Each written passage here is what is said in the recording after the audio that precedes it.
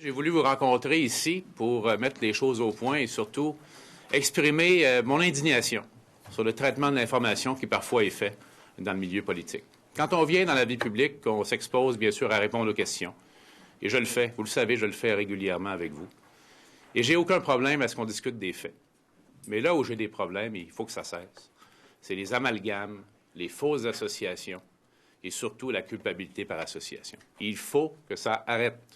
On ne peut plus continuer avec cette ambiance-là. Plus spécifiquement, dans ce qui est rapporté ce matin dans le Journal de Montréal, il faut savoir que les faits, pas les fausses associations, les faits, ne mettent en aucun cas en cause mon intégrité personnelle, mon intégrité à titre de président du Conseil d'Amorphix pendant 2 des 9 ans d'histoire de cette compagnie. Ne mettent pas en cause non plus l'entreprise elle-même. Et c'est la grande confusion qu'il y a dans l'article de ce matin. Ce qui est reproché à M. Black, ce sont des éléments reliés à ses relations avec ses clients investisseurs quant au choix d'investissement qu'il fait et à la divulgation qu'il a fait ou n'a pas fait de certains éléments. Ça n'a rien à voir avec moi, ça n'a rien à voir avec Amorphix. Je voudrais vous parler quand même un peu de l'entreprise Amorphix. Amorphix est une compagnie de recherche de grande qualité, qui, comme toutes les compagnies de recherche, a des difficultés. Parce que passer de la science au marché, c'est pas facile. Il y a des problèmes financiers liés à ça toujours. Mais ce qui m'a convaincu d'embarquer dans cette aventure avec Amorphix, c'est la présence sur la compagnie de Neil Cashman, qui est titulaire d'une chaire de recherche canadienne sur les maladies neurodégénératives. Il y a là une science absolument extraordinaire, vraiment nouvelle, qui ouvre beaucoup d'avenues, soit pour les traitements, soit pour les tests diagnostiques. Alors moi, j'ai été content de participer à cette entreprise pendant environ 2 ans et demi, je le répète, sur les 9 ans d'existence de la compagnie.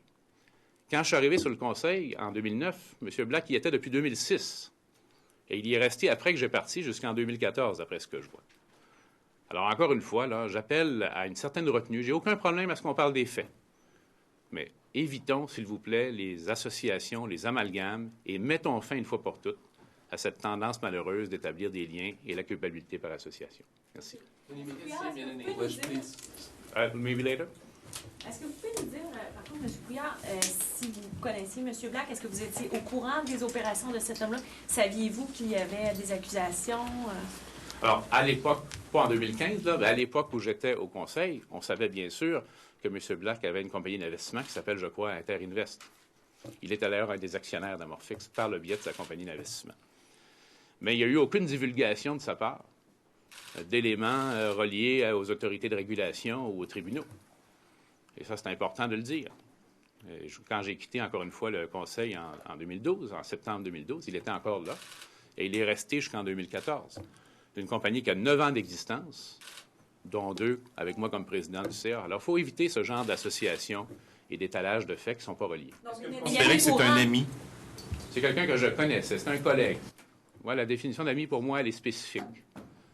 Alors, je l'ai croisé dans les événements sociaux. On était collègues sur un conseil d'administration. Et depuis que j'ai quitté le conseil, je ne lui ai pas parlé une seule fois. Alors, quand on a un ami, on garde le contact et on se parle souvent. Alors, ce n'est pas le cas. Maintenant, ceci étant dit, ce n'est pas dans la qualité de la relation qu'il faut explorer là, les choses ou comment on va l'appeler. L'importance, encore une fois, c'est les amalgames, les faits non reliés qu'on relie artificiellement et la culpabilité par association qu'on essaie d'établir, franchement, pas très subtilement. Mais n'y avait-il pas d'une enquête de l'AMF sur M. Black à Pardon? l'époque? N'y avait-il pas une enquête de l'AMF sur M. Black à l'époque? C'est exact, on le sait maintenant. À l'époque, les membres du Conseil n'étaient pas au courant de ce phénomène-là. Pourquoi? Parce que Interinvest est géré par l'AMF, tandis qu'Amorphix était par la Bourse de Toronto. Et on peut dire que c'est malheureux, mais il n'y a pas d'échange d'informations, il n'y a pas de transmission d'informations d'un élément de régulation à l'autre.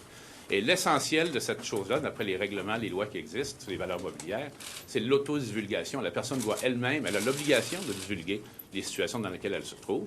Et c'est passible de sanctions si on ne le fait pas. Est-ce que les questions que pose le Parti québécois, les prêts à Canadian Royalties, fait partie aussi de ce que vous appelez des fausses associations? Oui, absolument. Puis merci d'aborder cette question. Je n'avais pas prévu de le faire ce matin, mais écoutez, d'abord, je vois qu'ils ont abordé la question en mon absence hier. Pas très élégant, c'est le moins qu'on peut se dire. Deuxièmement, moi, j'ai quitté ce conseil-là en 2009. On est rendu en 2009, là, lorsque la compagnie a été acquise par celle qui la détient aujourd'hui. Et j'ai absolument eu aucun contact avec l'entreprise depuis et aucun intérêt financier, bien sûr, relié. Alors, la décision d'Investissement Québec d'accorder un prêt et non pas une subvention à l'entreprise, et la décision d'Investissement Québec. En aucun moment, je suis intervenu auprès d'Investissement Québec, ni M. Daou, il l'a dit hier, pour faire en sorte que ce prêt se fasse. C'est un prêt commercial qui était fait sur une base commerciale avec les fonds propres d'Investissement Québec. Alors, c'est un autre exemple d'association libre, si je peux dire, qui est assez désagréable. Vous jugez que les informations sur M. Black qu'on apprend ce matin ne sont pas d'intérêt public? Il n'aurait pas fallu faire de lien avec votre présence dans cette entreprise? On peut l'établir comme fait. On peut dire, voici ce qui est reproché à M. Black. Et il s'adonne que sur le conseil d'administration, il y avait un tel. Je ne suis quand même pas naïf. La position que j'occupe aujourd'hui fait en sorte qu'on va le mentionner. Mais j'aurais souhaité qu'on donne les faits correctement. Les faits, c'est que ce qui est reproché à M. Black, ça a à voir avec sa compagnie d'investissement. Ça n'a absolument rien à voir avec moi, ni avec la compagnie Amorphix. Et je veux le répéter très fermement. Ce qui est indiqué dans l'article, M. Couillard, excusez-moi, c'est qu'une recherche sur Google vous aurait permis de constater qu'il avait déjà été condamné par l'Autorité des marchés financiers. Parce qu'à ce moment-là, il n'y avait pas Mais une je vais vous le dire tout de obligation suite. C'est facile à dire maintenant. Mais à l'époque, on avait quelqu'un qui est sur le CA depuis 2006, qui participe au CA d'une grande institution culturelle de Montréal, comme vous le savez également, qui commente les nouvelles économiques et financières sur les réseaux de télévision. On n'est pas du tout dans le contexte d'aujourd'hui, là. Et je répète, le monsieur est là depuis 3 ans quand moi j'arrive au conseil d'administration. Les membres du conseil d'administration, vous incluant, auraient dû faire preuve de plus de vigilance. Il faut toujours être vigilant, mais il faut avoir des raisons pour déclencher ce genre de vérification-là. Encore une fois, avec quelqu'un qui est là depuis 3 ans, dont la personnalité publique est bien connue, l'engagement public également est bien connu, c'est très facile de le dire maintenant, aujourd'hui, avec les éléments qu'on connaît, mais dans le contexte de l'époque, ce n'était pas le cas. Canadian Royalties, M. Couillard, est-ce que la décision d'Investissement Québec de prêter 100 millions à la compagnie est passée devant le Conseil des ministres? Absolument pas. Ça n'a pas à passer devant le Conseil des ministres. C'est une décision autonome d'Investissement Québec avec leurs fonds propres. C'est très important. Donc, l'opposition vous a accusé à tort. faussement à tort hier en disant que vous fois. n'étiez pas retiré. En mon absence. Et 2, ils n'ont même pas fait l'effort minimum de vérifier que ce prêt a été fait de façon autonome par Investissement Québec avec leurs fonds autonomes. Vous êtes, c'est le 2e événement et ça vous amène au Hot Room, ce qui est assez exceptionnel. Est-ce que vous avez l'impression qu'on vous cherche? Est-ce qu'on vous a trouvé? Ça va assez bien au gouvernement. Bien sûr, tout n'est pas parfait, mais l'économie reprend, le budget est équilibré. Vous avez vu le succès qu'on a eu avec les changements climatiques, avec le plan Nord. Alors, il faut s'attendre à ce qu'il y ait un effort de démolition. Là. Ça fait partie malheureusement de la vie politique. Mais je m'y attends à ça. Je demande juste qu'on s'en tienne aux faits, et qu'on évite, encore une fois, cet amalgame, cette association de choses non liées pour créer une impression qui est complètement déformée. Moi, je regarde l'article, j'ai essayé de le regarder comme si je savais rien de ce qu'il y a derrière ça. Puis c'est marqué en haut, Amorphix au cœur d'une fraude boursière. Ça n'a rien à voir avec ça. Rien à voir avec ça. Et en plus, ma présence là est reliée pour toutes sortes de raisons, alors que c'est complètement séparé de la compagnie. À titre de président du conseil d'administration d'Amorphix, estimez-vous que vous aviez un quelconque pouvoir ou un devoir de surveiller ce que les autres administrateurs de la compagnie faisaient, comme M. Black? Bien, on le fait, mais il faut avoir des raisons valides d'aller plus loin, là. Je vous remets non pas dans le contexte d'avril 2015, mais dans le contexte de 2009-2010. On n'est pas du tout dans le même contexte à cette époque-là. Mais avec le recul, vous dites que le contexte n'est pas le même, mais avec le recul, sachant ce qu'on sait on ne peut pas dire ça maintenant. Oui, mais on ne peut pas dire ça, parce qu'à l'époque, justement, on ne sait pas ce qu'on sait aujourd'hui. Alors, c'est ça qu'il faut éviter. C'est ce genre d'association-là qu'il faut éviter, justement, parce que ça, c'est une construction qui mène à une conclusion erronée.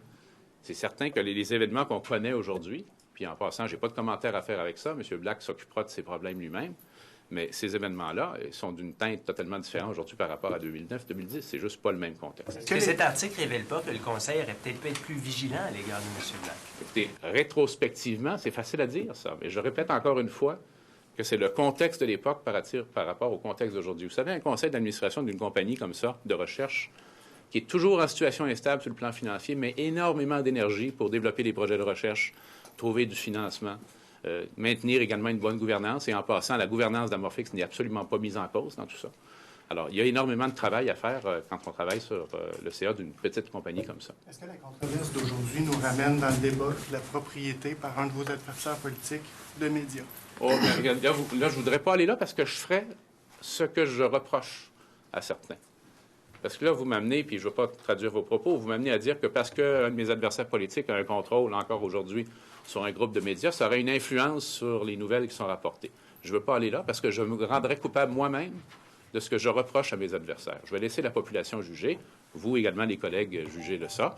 Ce que je veux juste dire, c'est que je n'ai pas de problème, encore une fois, avec les faits et qu'on ne doit pas les déformer artificiellement et surtout pas les relier artificiellement non plus. Il semble que M. Black a dit à 3 reprises que vous étiez un de ses bons amis. Est-ce que cet homme-là ment? Je vais le laisser avec ses déclarations. Je répète que c'est quelqu'un que j'ai fréquenté socialement à quelques reprises. On était des collègues de conseil d'administration et j'ai eu aucun contact avec lui depuis que j'ai quitté le conseil d'administration. Do you consider that these two stories, Canadian Royalties and the Mr. Black story, are slander or defamation, or would you consider suing? Well, I know I have no time to spend on this, so I'm not in that mode.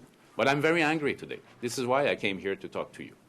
I'm okay with the fact that as a public person I have to answer to everything every day, and you know that I'm available with you, all of you.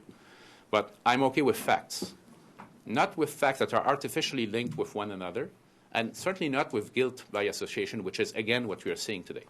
What is happening here with Mr. Black, and I have nothing to say about his own elements, his own activities, is that it's completely away from Amorphix itself or myself. It's between him, his investment company, and his customers, his clients, essentially. It has nothing to do with my integrity. It has nothing to do with my function when I was board chair, and certainly not with the company, which is a good company founded by someone who holds a research chair of Canada for neurological disease, which is extremely important. I've been happy and proud to participate in this adventure, but it's tough. Research companies, biotech companies have a tough life.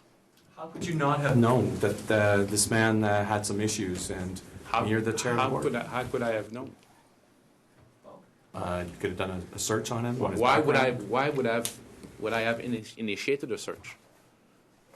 I mean, I'm working with these persons at the board for the company, and each of them participates. He was there 3 years before when the company was founded. He's one of the major shareholders of the company as well, through his company. So that's something that has to be taken into account. Times have changed. The context is different. Well, because we know things now that we didn't know then, by then, you know. I didn't spend my days looking at newspapers at that time. I try not to do it too often, even now. But it's something that's simply not in the atmosphere that I was in. When you went to China, with the Canadian Royalties, did you bring that up? How does Canadian Royalties figure into you wanting to get investments from China? Okay, well, we had a commercial mission, and when you go there, people asked to meet us. Companies asked to meet us. So this company, the present owner of the company, asked to meet me, which I did with the minister, Minister Daou. I was there only briefly because I wanted to hear from them their plans to stay in Quebec, invest in Quebec, keep the jobs, and keep their sous-traitants, how do you say this? Subcontractors in operation. Once I heard that, I left the room. I absolutely had no influence on the decision of IQ, Investissement Québec, which is an autonomous decision with their own funds, not funds that have to go through cabinet. This is why there was never a cabinet decision, because there doesn't need to be a cabinet decision for something like this. What do you think of the way these allegations were brought forward by the story, in Today, and by the opposition? Well, frankly, I'm very unhappy about this. I try to keep calm and not to be too aggressive, as you notice, but I'm just fed up of the whole thing. You know, it's okay to bring facts forward, but to link them artificially and to establish guilt by association, not only for me, but even for this company. The title this morning says that Amorphix is involved with some kind of fraud. It has nothing to do with reality. This is not what it's about. Is it bad journalism? No, I will not, something I will never go in. You have your own association, you have your meetings, you decide on those things, but I don't want to single out the people who work in the media. I know that you have a tough life and you are under pressure. But I just ask again that we keep focused on facts, refrain from linking a fact to another one without any substantial reason, and refrain from establishing, even in a subtle way, and not so subtle sometimes, guilt by association. Mr. Black said you were a good friend. When was the last time you had contact with him? I haven't spoken or met with Mr. Black since I left the board in 2012. Bye-bye. Au revoir.